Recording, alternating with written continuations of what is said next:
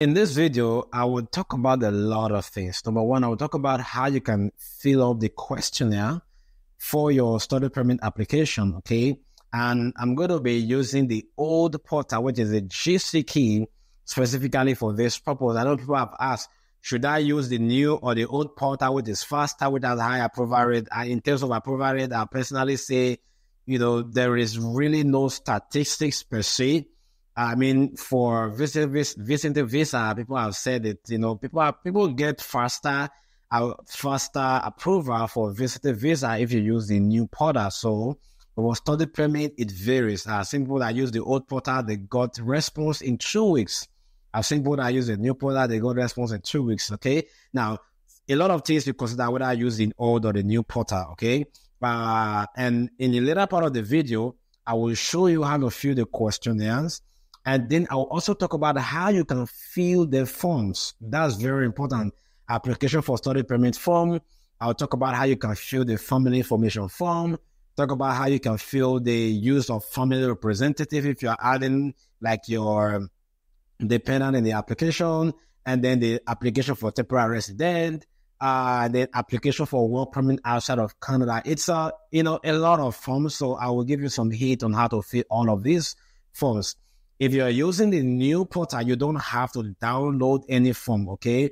You can just fill all of the information in the new portal. Now, if you want to apply for work permit, you specifically need to use the old portal, because the new portal, there is no option for work permits.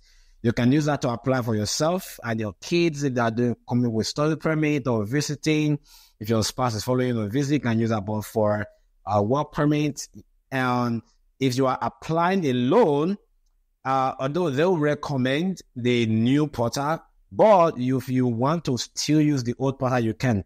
Now, one of the deciding factors, know that for the old portal, you can upload maximum of 4 megabytes per file, but for the new portal, it's only 2 megabytes per upload. That is about it. And then when you're filling the forms, they are just, if you don't answer the question correctly in this one, you can't really move on to the next. That's just one of the things about it. But it's pretty good. There is really no disadvantage using any of them. So what I'll do, I'll share my screen, okay? I'll talk about how you can fill up all of the questionnaire using the new portal, using the old portal to get to that point where you want to start uploading the document. And I also I'll show you how you can arrange the documents and how you can fill the form. So it's going to be a long video, but considering the value that you're going to get out of it, I would say consider watching the video to the very end. I'll share my screen now. I will talk about how you can fill up the questionnaire and then how to get the link. So you don't want to go to the new portal if you actually want to use the old portal.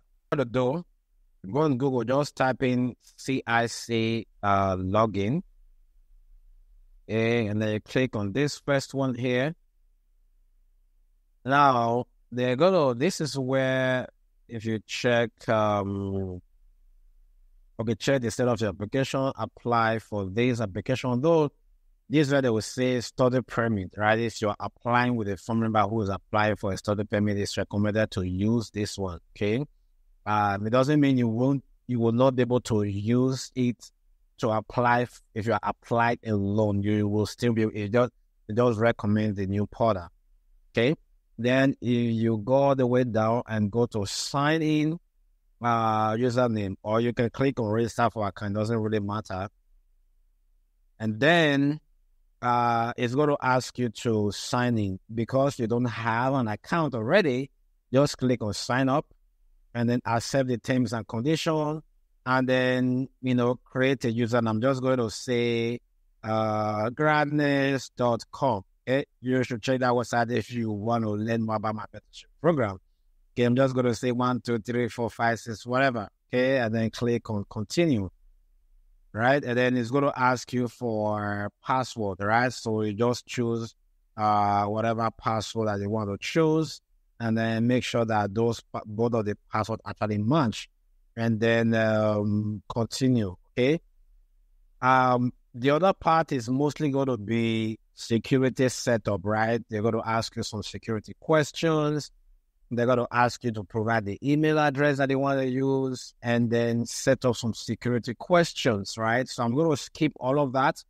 And then they also ask you for recovery, two-step verification. So you can do all of those things at the background. And then because I already have an account I wanted to use for this demo, I'll just go ahead and log in, and then I'll show you the next steps.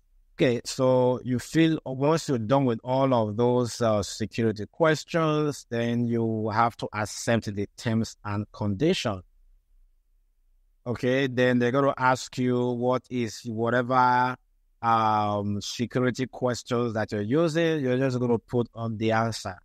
After that, you come to this the portal where you can actually now apply for your study permit. Now you have to scroll all the way down and then go to this apply to come to Canada. Okay, now they will usually say if you apply for study permit, we encourage you to apply using the IROCC portal. Okay, they did not say you must. Okay, this is where I wanted to kind of clarify. They did not say you must use this if you are applying for study permit alone. They just encourage you, right? But if you want to apply for a family member who needs a work permit, you have to use this. Then I click on apply to come to Canada.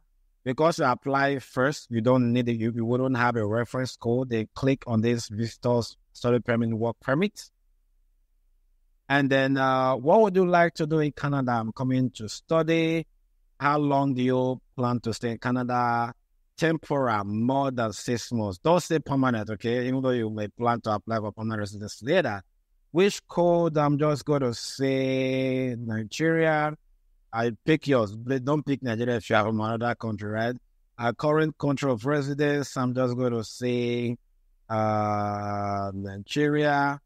Do you have a family member who's a PRO or citizen? No. Date of birth, I'm just going to put a Gen Z date, 2000. And yeah, this is my date of birth. In case of those that ask is date of birth 2000. Okay, click on next. And then, do you have professional disclosure that? So if you are doing college, you will say yes. Okay, if you're doing masters, let's just go. If you say yes, okay, they're going to ask you which province. Okay, I'm going to say, let's say Manitoba. If you are applied for masters and you click on PhD and you click on no, they're not going to ask you this question. Okay, are you a lawful permanent resident of the United States? I'll click on no. And then have you been accepted to a DLR? Yes. Are you planning to attend post-secondary school? Of course. That's the reason why I'm here. What is the marital status? Married. If you're single, also put in single. Which province am I coming to? I'll say Manitoba. Just pick your right. Based on this, you're eligible for study permit. Okay. If you're going to apply with family, you're going to keep filling the question and it's going to get to that point. Then you click on continue. Do you have a valid work permit and then a visa? Click on no for that. You apply for the first time. Are you an exchange student? No. If you are, you click on yes. Is work an essential component of your study? So this is only for those that are doing internship. When you check your admission letter, check the place. If they wrote internship, yes, it means that the work is an important, it's a part of your program. If there is nothing mentioned about internship, it means it's not part of your program. Some schools will have a separate document to show that you're going for internship, but for some other schools, they're not going to have it. Okay, they're just going to say this person is going for, they're just going to have it in your admission letter. Okay, then are you a spouse or common law or child of a skilled worker? You're going to click on no.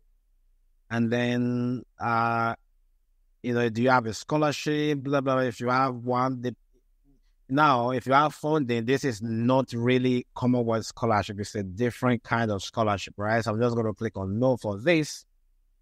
And then, are you a family member that has a status in Canada?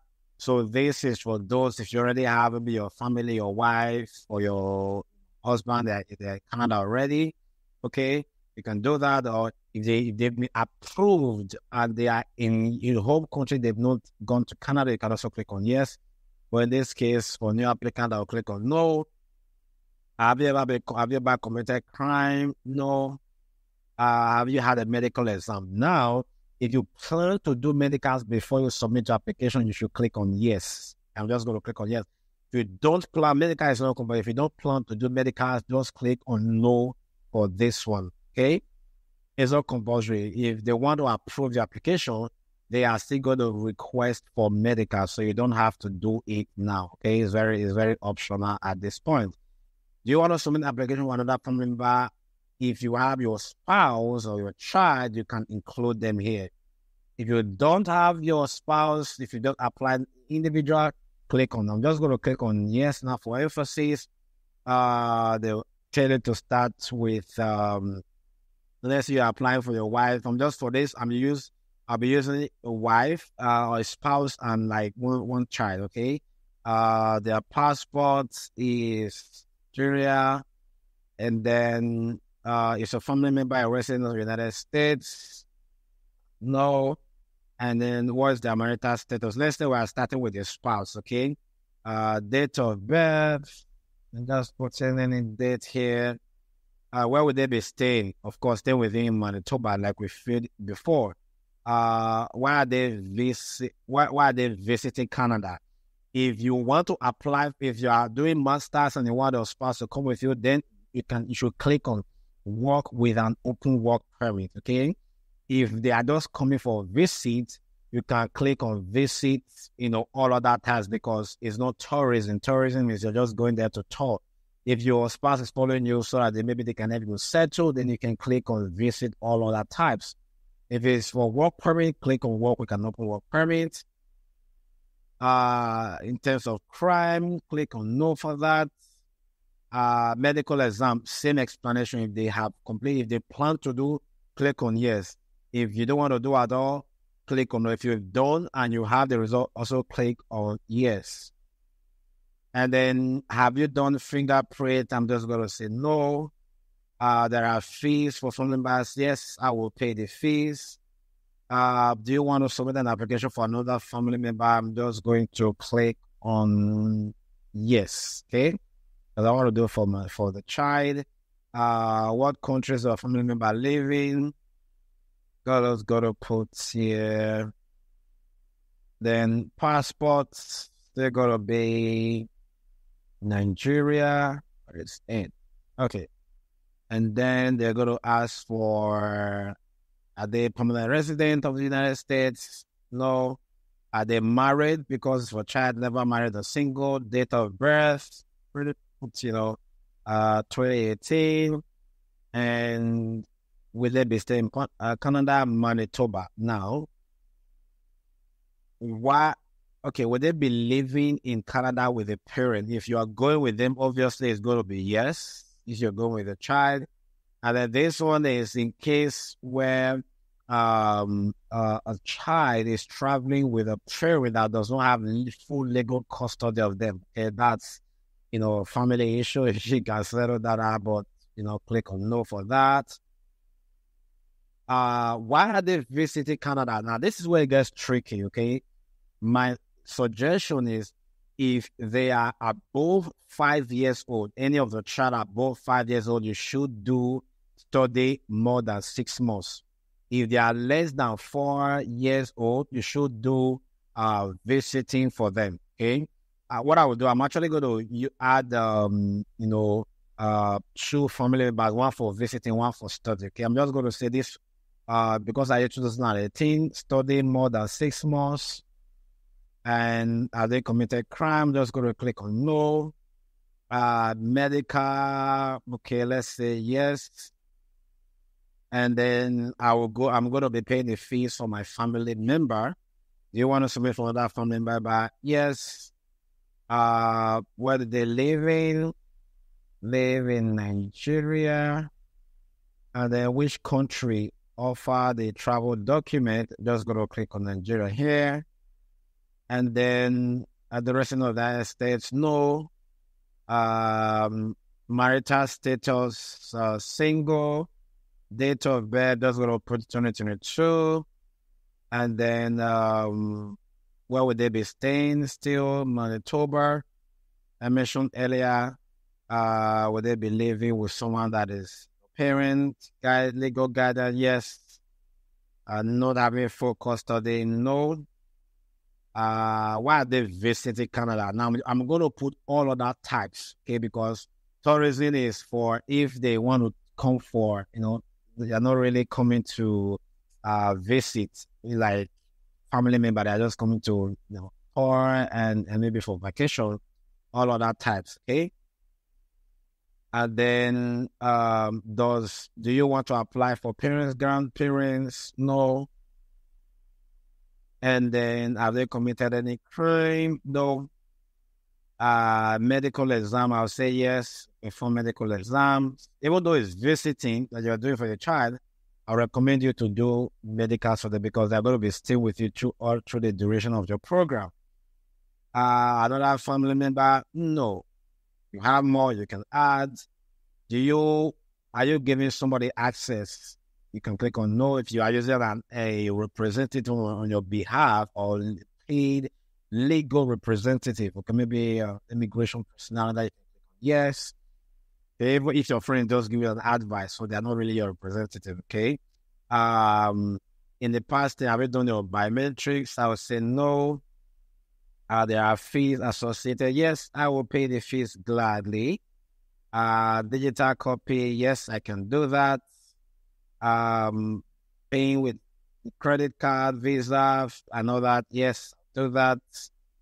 And then you can review your answers here to make sure that the answers are actually, the correct one. You can always edit here, okay? And then you scroll all the way down and go to continue. And then you can scroll all the way down. Make sure you read all of this information to make sure. See, the file size should not be more than 4 MB. Okay? Continue. Okay, this is where you have a checklist, okay? This is where I'm going to spend more time. That's why I said this video may be a little bit long. Now, this is for the main applicant, the person that is applying for study permit, application for you have to click on this, download the form. I'm actually just go to download that. I'll click on it. Okay, it's going to download. I will address that later. This is your international passport, your letter of acceptance, okay? And then provincial attestation letter, you can upload that. Use of family representative, I will fill this.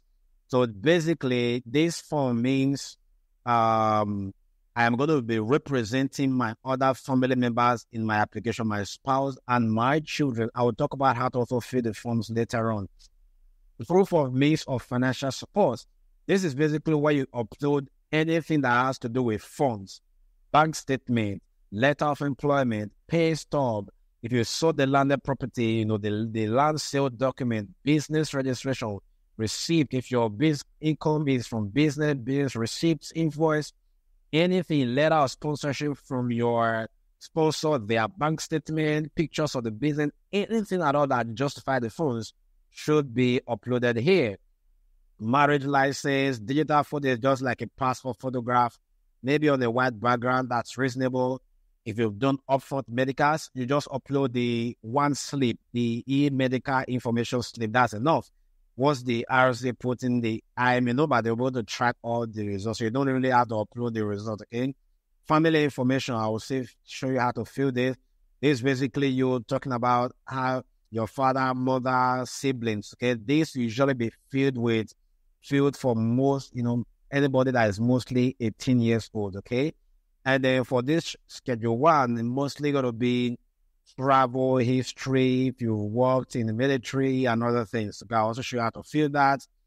Client information is when you put in letter of explanation and other supporting documents like your education credentials or transcript. If you have West evaluation or IELTS, not really compulsory, you can add a police report, any other additional pictures, any other additional thing you know is relevant to your application you have added, you should add that. Now, it will now come to the place of family members. If you are just apply as a single, this is where it's going to stop.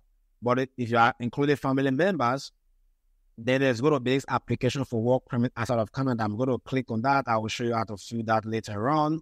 And then your spouse is still going to fill their own family information. Okay, you don't upload yours here. She will fill, her own. If you're applying for work permit for your wife, then she will fill her own family information, her international passport, purpose of travel. Now, in this case, what I've always advised and that it has always worked, just write 2-3 paragraphs to explain why your wife or why your spouse is following you. That's about it. Just title it purpose of travel, address it to Canada Immigration. If you want to put your address at the top, it's fine. This will be written by the spouse that is following on a work permit, right? Just say I was for, my husband got admission, my spouse, got admission for this course, and, I'm going to accompany my spouse for emotional support, family support, to take care of the children. You know the story. You know why your spouse is following you, right? All of this shouldn't be that long, okay? You get that photo, just like a passport photograph, upfront medicals, also fill this one as well, like travel history, and it's pretty much going to be in short form, client information. Then here, the spouse can write a letter of explanation. It's very close to purpose of travel, but here it's going to be much more detailed, right? Then you have to talk about your education credentials. You don't have to talk about that in your travel. Education credential, work history, what you plan to do in Canada, the kind of job you want to look for. Also talk about emotional support for family, taking care of the children, and all of those information. Then you can also include, your education credentials and police report, all of that supporting documents. Now, this is for family member, okay? The one that I said is going to be applied for study permit. Now, you have to download this form and fill for the child, okay? And then the digital photo, international passport, letter of enrollment for the child. That is, if the child is accompanying you, don't need to get a letter of enrollment. What you just do here, got a blank A4 paper and just write a letter. You should write this as the main applicant. You can just say address to Canada Immigration, put a date, just date, address to the Canada Immigration and the High Commission in your country, and say a letter of exemption for, letter of acceptance exemption. You can say, I'm applying for a study permit and my child is for accompanying me on the study permit. On the IRS's website, it's stated that if your parent, has a work or study permit, the child does not need letter of enrollment. Due to this, I'm requesting for exemption for my child. And then you sign, put your name, that's about it. You upload it there, that's about it. Don't upload your letter of acceptance here, okay? And then proof of upfront medicals.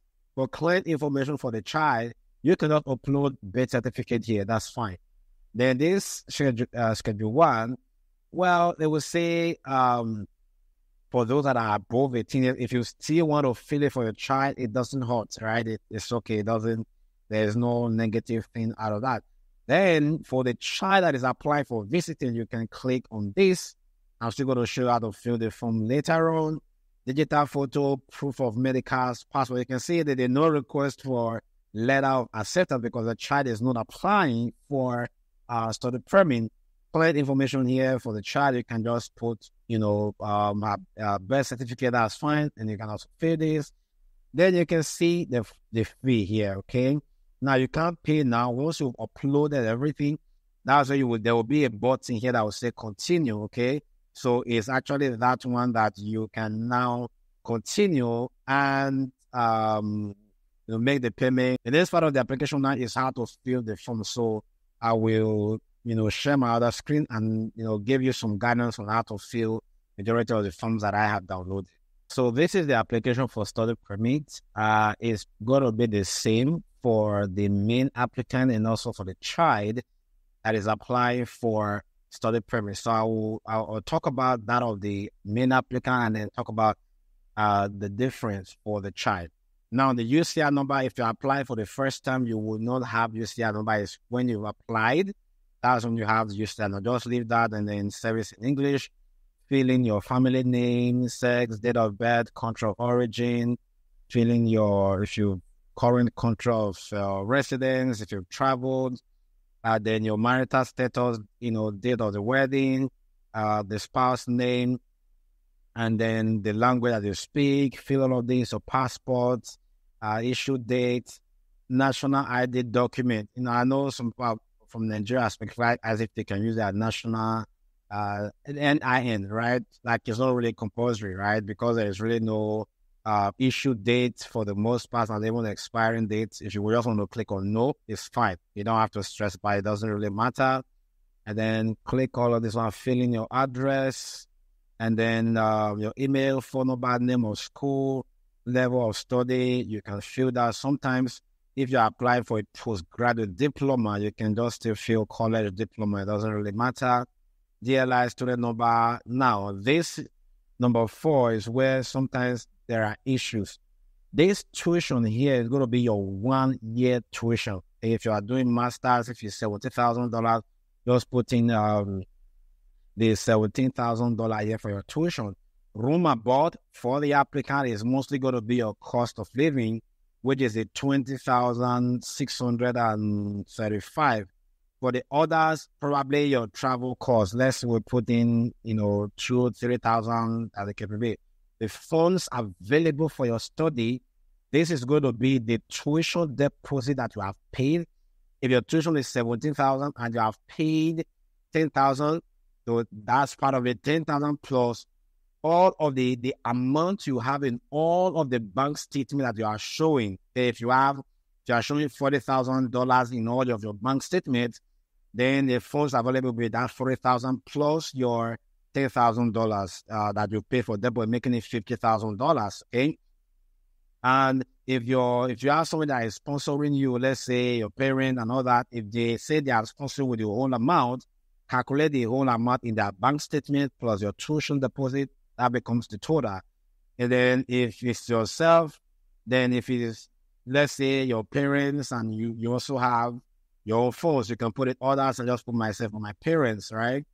And then under employment, just fill in your current employment, and all that. If this is very important, right? If you be refused visa to Canada and in any other country, click on yes and just explain, right?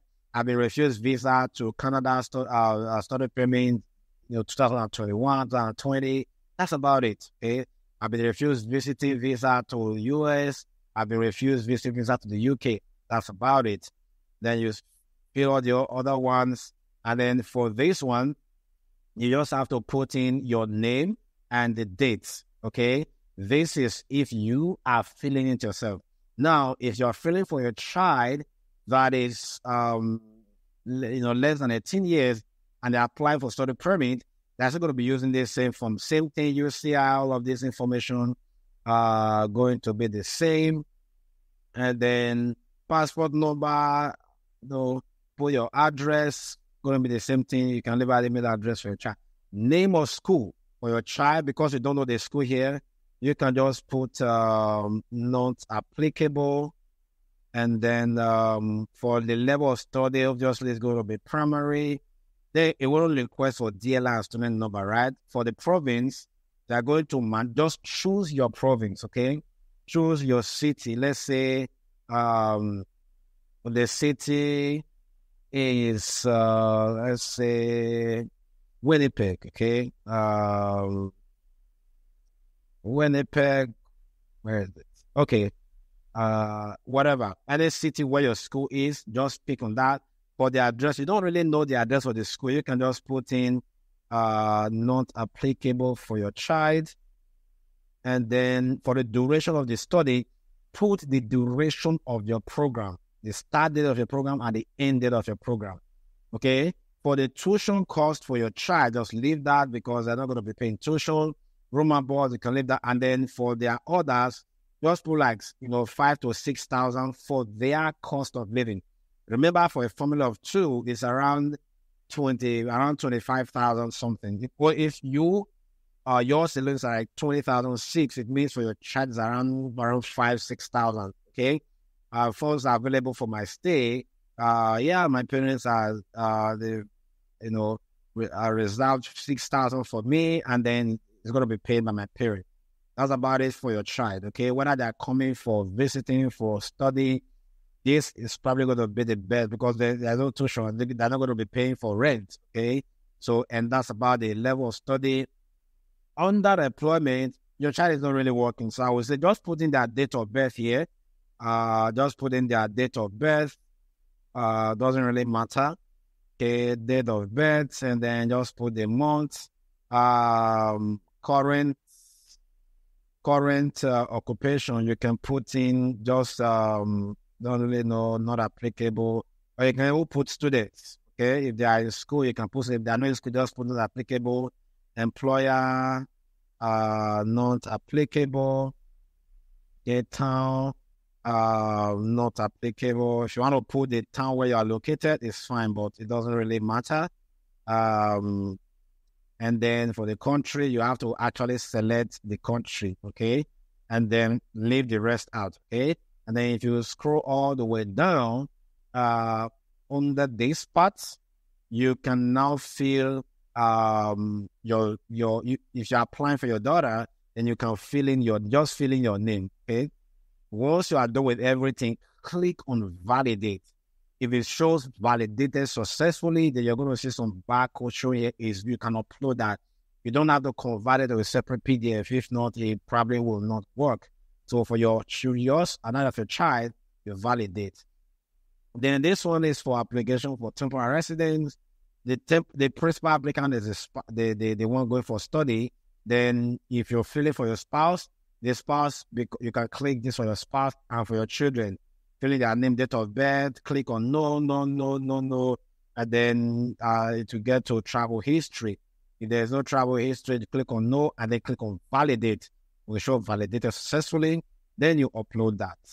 And then for the use of family representative, this is for, you're acting as rep for your family by putting the name, okay? This is the applicant's name, and then your date of birth for the applicant, and then put information for your family by your wife, and then let's say your one or two child, you should also put them here, and then your wife.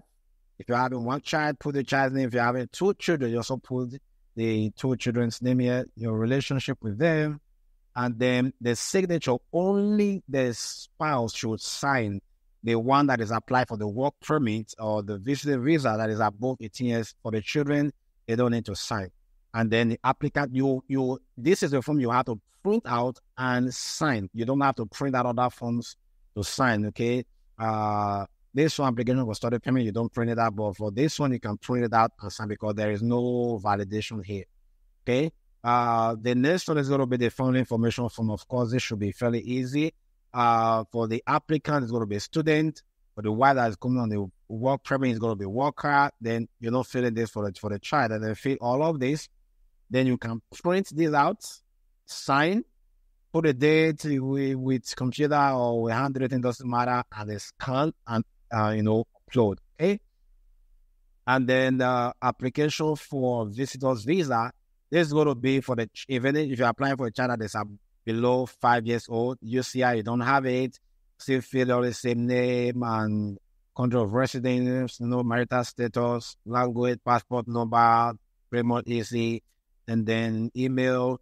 Purpose of my visit, okay? I'm coming for family visit, okay? Because technically you are going with your family.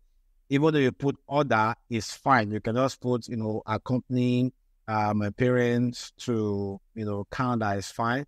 How long you intend to stay is the duration of your stay, this duration of the study permit, right, for the spouse. But if the man or the spouse does apply for visiting visa for a short time, then they should put the duration of the visit. Now, for the phone, say if it's for the child, 6,000 is fine.